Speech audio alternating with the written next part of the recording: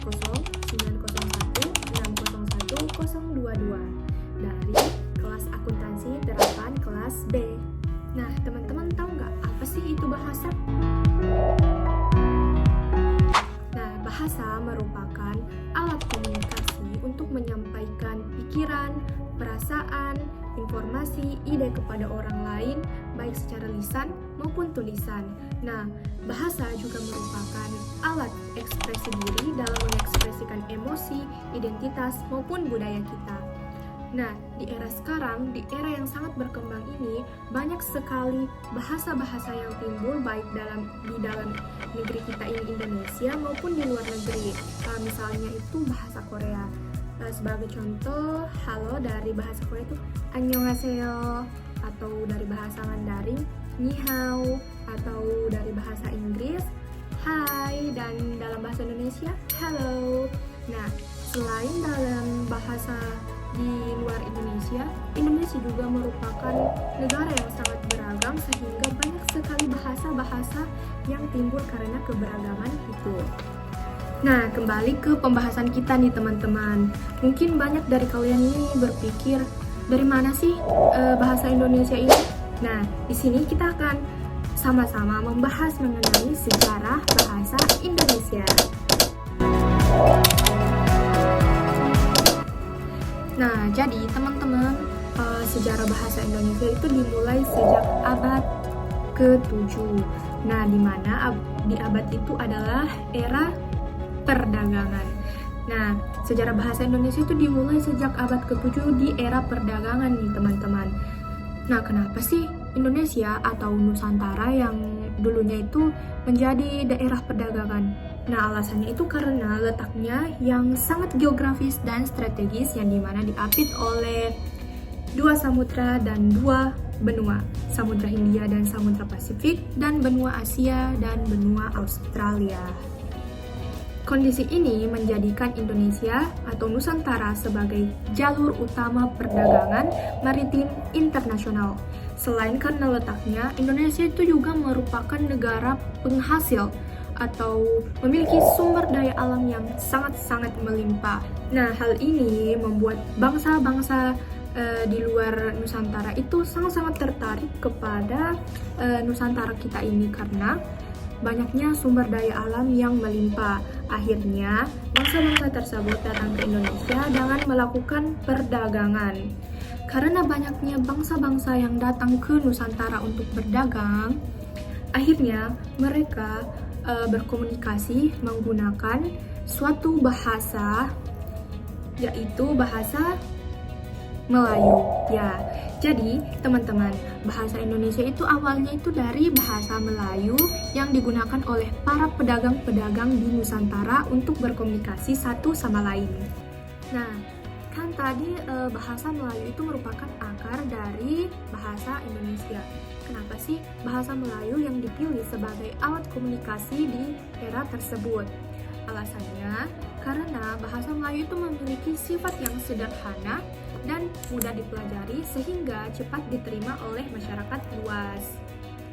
Karena hal itu, bahasa Melayu akhirnya dijadikan lingua franca atau bahasa pengantar di wilayah Nusantara. Nah, bahasa Melayu ini akhirnya disebut sebagai bahasa perdagangan di daerah Asia Tenggara. Seiring berkembangnya zaman, masyarakat di Nusantara berinteraksi dengan bahasa-bahasa dan kebudayaan-kebudayaan yang lain.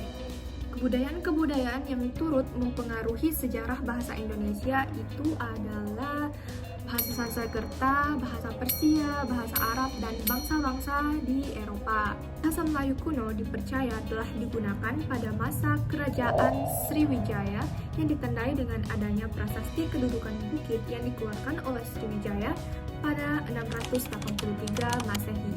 Nah, prasasti ini menjadi bukti arkeologis tentang penggunaan bahasa Melayu yang berhuruf Pallawa atau India. Hubungan erat Sriwijaya dengan bangsa India membuat kosakata bahasa Melayu lebih banyak dipengaruhi oleh bahasa Sanskerta. Misalnya, pengaruh dari bahasa Sanskerta itu contohnya kata bahagia. Di bahasa Sanskertanya itu bahagia, durhaka, drohaka. gembira, gembira. Saya minta maaf jika ada penyebutan kata yang salah. Seiring berjalannya waktu, kerajaan Sriwijaya ini mulai meredup dan muncullah Samudra Pasai yang menjadi kota dagang. Nah, di masa ini bahasa Melayu itu semakin berkembang dengan menyerap bahasa mitra dagangnya seperti Persia dan Arab. Nah, contoh kata serapan dari bahasa Persia dan Arab itu kata ajaib, bahasa Arabnya itu ajaib. Baju, bahasa Persianya itu bazu. Nah, dari kedua bangsa ini, bahasa Melayu itu mulai berkembang lagi. Salah satu perkembangan bahasa Melayunya itu dapat dilihat pada prasasti Munye Tujoh, yang dimana prasasti ini mulai menerapkan penanggalan Hijriah yang menggantikan penanggalan Saka atau kalender yang berasal dari India. Nah, pada era ini penggunaan huruf Jawi atau Arab mulai menggantikan aksara India. Setelah masa bangsa Persia dan bangsa Arab, mulailah muncul atau mulailah berdatangan bangsa-bangsa Eropa yang secara bersamaan meningkatkan kebiasaan masyarakat sebagai pengguna bahasa Melayu. Contoh bangsa-bangsa Eropa yang datang itu Portugis, Belanda, Spanyol, dan Inggris. Nah, contoh bahasa yang dipengaruhi dari bahasa Portugis itu misalnya Algojo, bahasa Portugisnya Algoz. Dari bahasa Belanda itu misalnya aktif, bahasa Belandanya activiteit.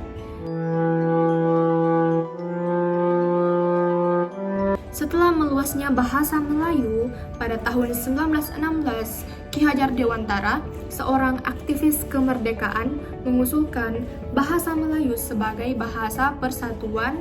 Nah, ketika bangsa Indonesia berjuang untuk memperebutkan kemerdekaan, tercetus suatu keinginan untuk memiliki suatu bahasa sebagai bahasa persatuan.